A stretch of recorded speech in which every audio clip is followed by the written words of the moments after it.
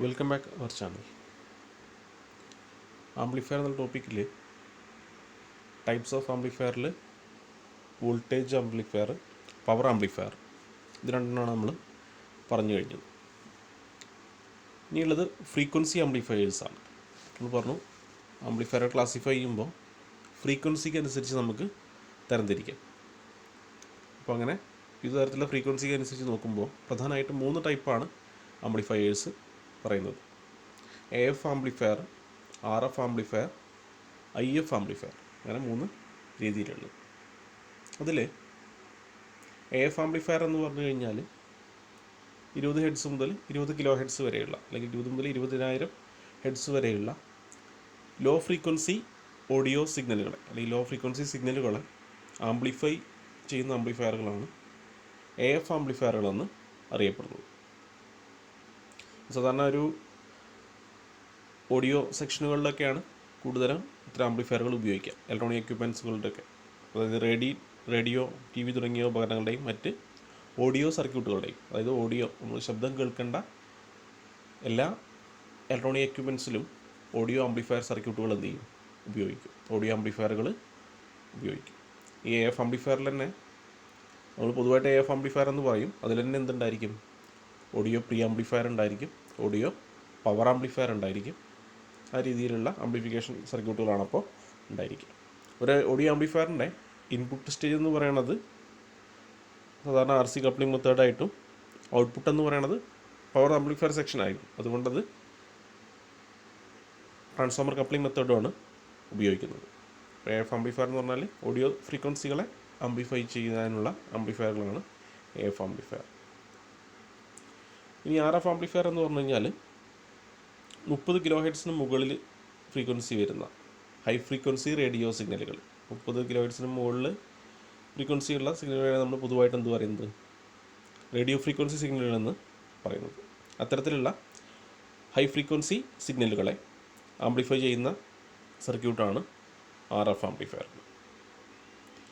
Radio frequency ഉപയോഗിച്ചിട്ട് പ്രവർത്തിക്കുന്ന എല്ലാ കമ്മ്യൂണിക്കേഷൻ ഡിവൈസുകളിലും RF ആംപ്ലിഫയറുകൾ ഉണ്ടായിരിക്കും. പലതരത്തിലുള്ള ആംപ്ലിഫയർ സർക്യൂട്ടുകളുണ്ട്.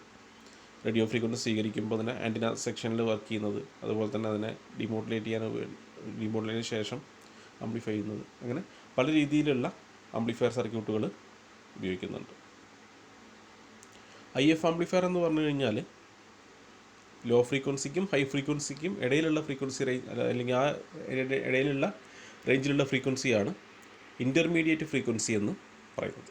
അപ്പോൾ ലോ ഫ്രീക്വൻസിക്കും ഹൈ ഫ്രീക്വൻസിക്കും ഇടയിലുള്ള IF സിഗ്നൽസിനെ ആംപ്ലിഫൈ ചെയ്യുന്ന സർക്യൂട്ടാണ് IF ആംപ്ലിഫയറുകൾ എന്ന് പറയുന്നത്. പൊതുവായിട്ട് IF സെക്ഷനുകൾ ഉണ്ടാകുന്നത് AM/FM റേഡിയോ റിസീവറുകളിൽ ഉണ്ടാവാറുണ്ട്. അതുപോലെ തന്നെ TV റിസീവറുകളിലൊക്കെ ഇത്തരത്തിലുള്ള IF സെക്ഷനുകൾ ഉണ്ടായിരിക്കും. അതായത് ട്യൂണർ സെക്ഷനുമായി ബന്ധപ്പെട്ട് വർക്ക് ചെയ്യുന്ന കമ്മ്യൂണിക്കേഷൻ ഡിവൈസുകളിലാണ് പ്രധാനമായിട്ടും ഈ ഒരു IF സിഗ്നലുകൾ ഉണ്ടായിരിക്കുക. നമ്മളൊരു സിഗ്നലിനെ പിടിച്ചെടുത്ത് കഴിഞ്ഞാൽ ആ സിഗ്നലിനെ ഒരു പൊതുവായിട്ട് IF-ലേക്ക് കൺവേർട്ട് ചെയ്തിട്ടാണ് എന്ത് ചെയ്യുന്നത്, പിന്നീട് നമ്മളത് സർക്യൂട്ടുകളിൽ ഉപയോഗിക്കുക. അപ്പോൾ ലോ ഫ്രീക്വൻസിയുമല്ല ഹൈ ഫ്രീക്വൻസിയുമല്ല, ഇതിൻ്റെ രണ്ടിൻ്റെയും ഇടയിലുള്ള റേഞ്ചിലുള്ള ഫ്രീക്വൻസികളായിട്ടുള്ള ഇൻ്റർമീഡിയറ്റ് ഫ്രീക്വൻസികളെ IF-നെ ആംപ്ലിഫൈ ചെയ്യാൻ ഉപയോഗിക്കുന്ന സർക്യൂട്ടുകളാണ് പൊതുവെ IF ആംപ്ലിഫയറുകളെന്ന് അറിയപ്പെടുന്നത്. AM/FM റേഡിയോ റിസീവറുകൾ, അതുപോലെ TV സർക്യൂട്ടുകളിലൊക്കെ IF ആംപ്ലിഫയറുകൾ ഉണ്ടായിരിക്കും. അപ്പോൾ ഈ ഒരു IF ആംപ്ലിഫയറുടെ പ്രത്യേകത എന്ന് പറഞ്ഞാൽ, ഇപ്പോൾ IF ആംപ്ലിഫയറുകൾ ഉപയോഗിച്ചിട്ട് ആംപ്ലിഫൈ ചെയ്യുന്ന സമയത്ത് അതിലൂടെ ട്യൂൺ ചെയ്തിട്ട് അതിലൂടെ കടന്നു പോകുന്നത് ഇത്തരം അതിൽ പറയുന്ന ആ ഒരു IF ഫ്രീക്വൻസി മാത്രമായിരിക്കും എന്തുണ്ടാവുന്നത്, അതിലൂടെ കടന്നു പോകുന്നത്. ബാക്കി ഫ്രീക്വൻസികളൊക്കെ അത് റിജക്റ്റ് ചെയ്തുകൊണ്ടാണ് ആംപ്ലിഫിക്കേഷൻ നടത്തുന്നത്. അപ്പോൾ ആ രീതിയിൽ ഫ്രീക്വൻസി ആംപ്ലിഫയറുകളിൽ പ്രധാനമായിട്ടും വരുന്ന ഈ AF amplifier, RF amplifier and IF ആംപ്ലിഫയറുകൾ, 3 ആംപ്ലിഫയറുകൾ എന്ത് ചെയ്യുക, കൃത്യമായിട്ട് ഓർത്ത് വയ്ക്കുക. ആംപ്ലിഫയറിന് ശേഷം, അതായത് നമ്മൾ പറഞ്ഞ ഫ്രീക്വൻസി ആംപ്ലിഫയേഴ്സിന് ശേഷം നമ്മളിനി നോക്കുന്നത് ഒരു സിംഗിൾ സ്റ്റേജ് ട്രാൻസിസ്റ്റർ ആംപ്ലിഫയറിൻ്റെ വർക്കിംഗ് ആണ്. ഇങ്ങനെയൊരു സിംഗിൾ സ്റ്റേജ് ട്രാൻസിസ്റ്റർ ആംപ്ലിഫയർ പ്രവർത്തിക്കുന്നു എന്നുള്ളത്. സിംഗിൾ സ്റ്റേജ് ട്രാൻസിസ്റ്റർ ആംപ്ലിഫയർ എന്ന് പറയുമ്പോൾ ആ പേര് സൂചിപ്പിക്കുന്നത് പോലെ തന്നെ ഒറ്റ സ്റ്റേജ് മാത്രമുള്ള അല്ലെങ്കിൽ ഒരു ട്രാൻസിസ്റ്റർ ഉപയോഗിച്ചിട്ട് പ്രവർത്തിക്കുന്ന ആംപ്ലിഫയറാണ് സിംഗിൾ സ്റ്റേജ് ട്രാൻസിസ്റ്റർ ആംപ്ലിഫയർ എന്ന് പറയുന്നത്. ഈ ഒരു സർക്യൂട്ടാണ് ഇവിടെ കാണിച്ചിട്ടുള്ളത്. ഈ ഒരു സർക്യൂട്ടിൻ്റെ എക്സ്പ്ലനേഷൻ നമ്മൾ നോക്കുകയാണെങ്കിൽ, ഒരു ട്രാൻസിസ്റ്റർ, ആ ട്രാൻസിസ്റ്ററിലേക്ക് ബയാസിങ് നൽകുന്നതിന് വേണ്ടിയിട്ട് ഇവിടെ ഒരു വോൾട്ടേജ് ഡിവൈഡിങ് രീതിയിലാണ് ബയാസിങ് നൽകിയിട്ടുള്ളത്. വോൾട്ടേജ് ഡിവൈഡിങ് രീതിയിൽ ബയാസിങ് നൽകുന്നതിനായിട്ട് അതിൽ 2 റെസിസ്റ്ററുകളുണ്ട്, R1 R2, 2 റെസിസ്റ്ററുകൾ ഉപയോഗിച്ചിട്ടുണ്ട്. പിന്നെ അതിൽ RE എന്ന് പറയുന്നത് സ്റ്റെബിലൈസേഷന് വേണ്ടിയിട്ടുള്ള റെസിസ്റ്ററാണ്. ഇവിടെ സ്റ്റെബിലൈസേഷൻ നൽകുന്നത് RE CE, ഈ 2 കമ്പോണൻറ്റുകളും ചേർന്നിട്ടാണ് അതിലെന്ത് നൽകുന്നത്, സ്റ്റെബിലൈസേഷൻ നൽകുന്നത്. കളക്ടർ ലോഡായിട്ട് RL എന്നുള്ള റെസിസ്റ്റർ അവിടെ ഉപയോഗിച്ചിട്ടുണ്ട്. ഇവിടെ ഈ RE പറയുന്ന റെസിസ്റ്ററാണ് എന്ത് ചെയ്യുന്നത്, കൃത്യമായിട്ട് ആ സിഗ്നലിനെ സ്റ്റെബിലൈസ് ചെയ്തിട്ട് നിർത്തുന്നത്. കൊടുക്കുന്ന സിഗ്നലിൽ ആ ഒരു സർക്യൂട്ടിനെ സ്റ്റെബിലൈസ് ചെയ്ത് നിർത്തുന്നത് RE എന്നുള്ള ഈ റെസിസ്റ്ററാണ്. പിന്നെ ഇൻപുട്ടിലൊരു C1 എന്നുള്ളൊരു കപ്പാസിറ്റർ കണക്ട് ചെയ്തിട്ടുണ്ട്. ഈ ഒരു കപ്പാസിറ്ററിൻ്റെ ഉപയോഗം എന്ന് പറയുന്നത് വരുന്ന ഇൻപുട്ട് സിഗ്നലിനെ കൃത്യമായിട്ട് എന്ത് ചെയ്യുക, ട്രാൻസിസ്റ്ററിൻ്റെ ബേസിലേക്ക് എത്തിക്കുക. ഇൻപുട്ട് കപ്ലിംഗ് കപ്പാസിറ്ററാണ്, ഇൻപുട്ടിൽ വരുന്ന ഒരു കപ്ലിംഗ് കപ്പാസിറ്ററാണത്. അതോടൊപ്പം തന്നെ ഈ കൊടുക്കുന്ന സപ്ലൈ, ഇപ്പോൾ നമ്മളിവിടെ ബയാസിങ് നൽകുന്നുണ്ടായിരിക്കും. ഈ സർക്യൂട്ടിന് ഇവിടെ പ്ലസ് VC, ഇവിടെ അതുപോലെ തന്നെ മൈനസ് VC നൽകുന്നുണ്ട്. ബയാസിങ് നൽകുന്ന സമയത്ത് ഏതെങ്കിലും തരത്തിലുള്ള DC ഉണ്ടെങ്കിൽ, ഈ കൊടുക്കുന്നത് സൈൻ വേവ് പോലുള്ള സിഗ്നലാണ്, AC രൂപത്തിലുള്ള സിഗ്നലാണ്.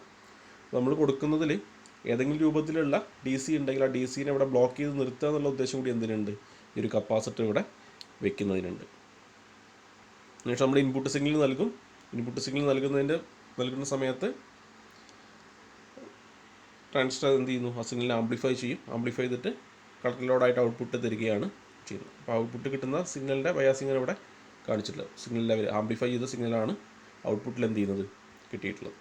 ഈ സിഗ്നലിൻ്റെ ഫേസ് ഷിഫ്റ്റ് എന്ന് പറയുന്നത് ഒരു 180 ഡിഗ്രി 180 ഡിഗ്രി ഫേസ് വ്യത്യാസം വന്നൊരു സിഗ്നലായിട്ടാണ് മാറുന്നത്. അതിനുള്ള കാരണം നമുക്കറിയാം, ഇവിടെ കോമൺ എമിറ്റർ കോൺഫിഗറേഷനാണ് ഉപയോഗിച്ചിട്ടുള്ളത്. കോമൺ എമിറ്റർ കോൺഫിഗറേഷൻ ആയതുകൊണ്ടാണ് എന്ത് സംഭവിച്ചത്, ഇൻപുട്ടും ഔട്ട്പുട്ടും തമ്മിൽ 180 ഡിഗ്രി ഔട്ട് ഓഫ് ഫേസിലായിട്ട് മാറിയത്. അപ്പോൾ ആ കാര്യം കൂടി എന്ത് ചെയ്യുക, ഓർത്ത് വയ്ക്കുക. അതിൻ്റെ കമ്പോണൻസിൻ്റെ ഡീറ്റെയിൽസ് ഒന്നുകൂടി നോക്കി വയ്ക്കുക. C in C out അല്ലെങ്കിൽ C1 എന്ന് പറയുന്ന കപ്പാസിറ്റർ ഇവിടെ കാണിച്ചിട്ടുള്ളത്. അതുപോലെ തന്നെ ചില സമയത്ത് ചില സർക്യൂട്ടുകളിൽ ഔട്ട്പുട്ട് എടുക്കാനും വേണ്ടി ഒരു കപ്പാസിറ്റർ കൂടി ഉണ്ടായിരിക്കും. ഒന്നുകൂടി അതിനെ ക്ലിയർ ആക്കിയിട്ട് എടുക്കാൻ വേണ്ടി ഒരു കപ്പാസിറ്റർ കൂടി വെച്ചിട്ടായിരിക്കും ഇന്നുണ്ടാവുക. ഒരു C out കപ്പാസിറ്റർ ചില സർക്യൂട്ടുകളൊക്കെ കാണാറുണ്ട്. അങ്ങനെ ഉപയോഗിക്കുന്നതിൻ്റെ ഉപയോഗം എന്ന് പറയുന്നത് ഇൻപുട്ട് സിഗ്നൽ നേരെ കൊടുക്കാനും അതുപോലെ തന്നെ ഔട്ട്പുട്ട് സിഗ്നൽ കൃത്യമായിട്ട് എടുക്കാനുമാണ് അത് രണ്ടും ഉപയോഗിക്കുന്നത്. അതോടൊപ്പം തന്നെ എന്ത് ചെയ്യുന്നുണ്ട്, DC അവിടെ ബ്ലോക്ക് ചെയ്യുക എന്നുള്ള ഉദ്ദേശം കൂടി ഈ 2 കപ്പാസിറ്ററുകൾക്കുണ്ട്. ഈ C out കപ്പാസിറ്റർ ഉണ്ടെങ്കിൽ അതിന് പിന്നെ വേറെ ഫംഗ്ഷൻ എന്ന് പറയുന്നത്, ഇനി അടുത്തൊരു ട്രാൻസിസ്റ്റർ സ്റ്റേജ് ഉണ്ടെങ്കിൽ, ഇതൊരു മൾട്ടി ആംപ്ലിഫയർ ആണെങ്കിൽ ആ ഒരു ആംപ്ലിഫയറിലേക്ക് കണക്ട് ചെയ്യാനും കൂടി എന്ത് ഉപയോഗിക്കാം, ഇവിടെ ഔട്ട്പുട്ടിലുള്ള ഈ ഒരു കപ്പാസിറ്റർ ഉപയോഗിക്കാം എന്നുള്ളതാണ്. പിന്നെ R1 R2 നമ്മൾ പറഞ്ഞു, വോൾട്ടേജ് ഡിവൈഡിങ് രീതിയിൽ Q1ലേക്ക് ബയാസിങ് നൽകാനാണ്. CE എന്നുള്ള കപ്പാസിറ്റർ നമ്മൾ പറയുമ്പോൾ മനസ്സിലാക്കേണ്ട ഒരു കാര്യം തന്നെ, അതൊരു ബൈപ്പാസ് കപ്പാസിറ്റർ എന്നാണ് അറിയപ്പെടുന്നത്. അത് എമിറ്റർ ബയാസ് റെസിസ്റ്ററിന് പാരലലായിട്ടാണ് ആ ഒരു CE കപ്പാസിറ്റർ വെച്ചിട്ടുള്ളത്. ഇതൊരു ബൈപ്പാസ് കപ്പാസിറ്റർ എന്ന പേരിൽ എന്ത് ചെയ്യുന്നു, അറിയപ്പെടുന്നു. ആംപ്ലിഫയറിൻ്റെ ഗെയിൻ വർദ്ധിപ്പിക്കുക എന്നുള്ളതാണ് അതിൻ്റെ ഒരു ഫംഗ്ഷൻ. ആംപ്ലിഫയറിൻ്റെ ഗെയിൻ വർദ്ധിപ്പിക്കുക, അതുപോലെ തന്നെ അതിൻ്റെ ബാൻഡ് വിഡ്ത്ത് എന്ത് ചെയ്യുക, റെഡ്യൂസ് ചെയ്യുക എന്നുള്ളതാണ് പ്രധാന ഫംഗ്ഷൻ. ഇതിൻ്റെ വർക്കിംഗ് എന്ന് പറയുമ്പോൾ, നമ്മൾ ഇൻപുട്ട് സിഗ്നൽ അപ്ലൈ ചെയ്ത് കഴിഞ്ഞാൽ C1 എന്ന് പറയുന്ന കപ്പാസിറ്റർ വഴി സിഗ്നൽ എവിടെ എത്തും, ബേസിലെത്തും. അതിൻ്റെ ഫലമായിട്ട് ബേസിലൂടെ എന്തുണ്ടാവും, ബേസ് കറണ്ട് ഫ്ലോ ചെയ്യാൻ വേണ്ടി തുടങ്ങും. ആ സമയത്ത് ട്രാൻസിസ്റ്ററിൽ അവിടെ ഉണ്ടാകുന്ന കറണ്ട് എന്ന് പറയുന്നത് അപ്പോൾ ബീറ്റ ഇൻറ്റു IB ആയിട്ട് നമുക്ക് കാൽക്കുലേറ്റ് ചെയ്യാൻ പറ്റും. അതിൻ്റെ ഫലമായി ഈ ബേസ് കറണ്ട് ഫ്ലോ ചെയ്യുന്നതിൻ്റെ ഫലമായിട്ട് എന്തുണ്ടാവും, ബീറ്റ ഇൻറ്റു IB ഉണ്ടാവും. അതിനുശേഷം എന്ത് ചെയ്യുന്നു, ലോഡ് റെസിസ്റ്ററിൽ ഹൈ വോൾട്ടേജ് ആയിട്ട് എന്ത് ചെയ്യുന്നു, ഈ ഒരു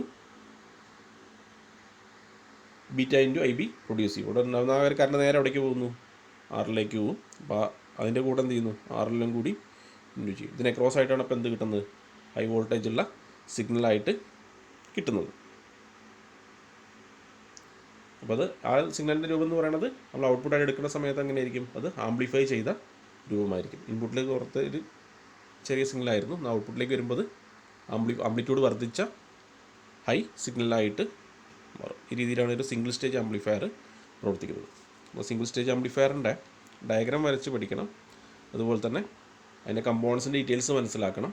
പിന്നെ അതിൻ്റെ വർക്കിംഗ് രീതിയും മനസ്സിലാക്കി വയ്ക്കും.